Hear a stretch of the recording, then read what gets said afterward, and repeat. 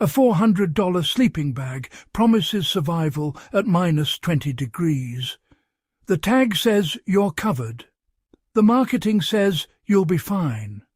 But, history says otherwise. During the brutal winters of the Second World War, soldiers slept in soaked forests, frozen trenches and wind-scoured hillsides across Europe without the luxury gear we depend on today. Many didn't even have proper cold-rated sleeping bags. Yet thousands woke up alive in temperatures that would make modern campers panic. So here's the uncomfortable question. If modern gear is so advanced, why did men survive without it? The answer isn't about toughness, it's about systems, it's about physics, and it's about a forgotten method that outperformed the sleeping bag itself when conditions turned deadly. If you care about real history, real survival, and, the kind of knowledge that doesn't show up in glossy catalogues, you're in the right place. Before we dive in, just take a second to like the video.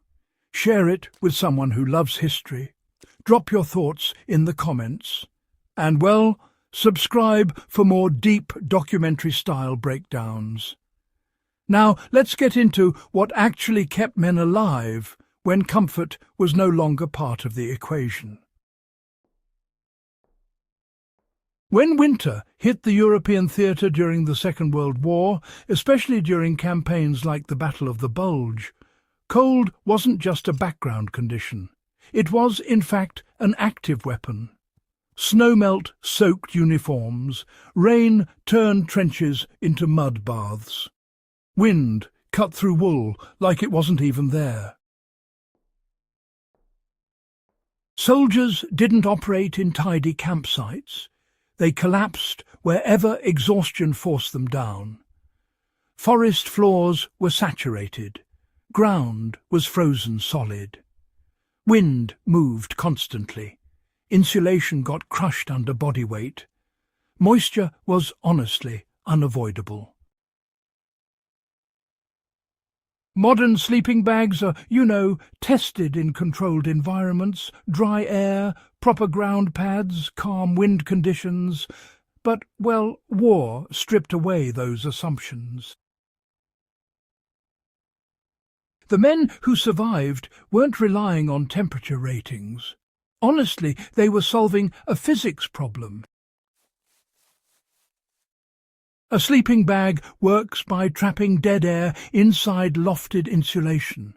That trapped air, slows heat loss.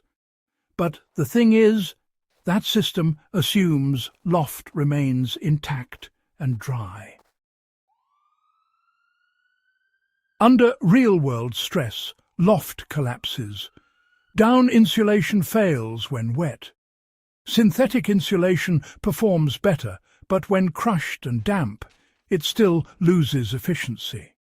And, if you add wind, the thin, warm boundary layer around your body disappears almost instantly. Then comes ground conduction. The earth is a massive heat sink. When you lie directly on frozen soil, your body heat flows into it continuously. It doesn't matter how warm your topside feels. Heat drains downward relentlessly. Wind-driven convection accelerates this loss. Evaporation from sweat and damp clothing pulls energy away from the body. Each of these mechanisms, compounds the others. World War II soldiers learned that bulk alone doesn't solve this. Thickness without control is, really just an illusion. History is not nostalgia. Actually, it's large-scale testing under extreme pressure. Winter campaigns across Europe during the Second World War functioned as, honestly, brutal experiments. What failed disappeared. What worked persisted. The shelter tube endured because it aligned with physics. It created a controllable microenvironment. It minimized surface exposure. It leveraged shared heat. It reduced airflow. It respected how the human body loses warmth. It was simple, adaptable, and brutally honest. That is why it worked. Sleeping bags have their place. In controlled, dry, calm conditions, they perform well. But, the danger begins when they are treated as guarantees. When survival depends entirely on purchased equipment, understanding fades. And honestly, when understanding fades, adaptability disappears.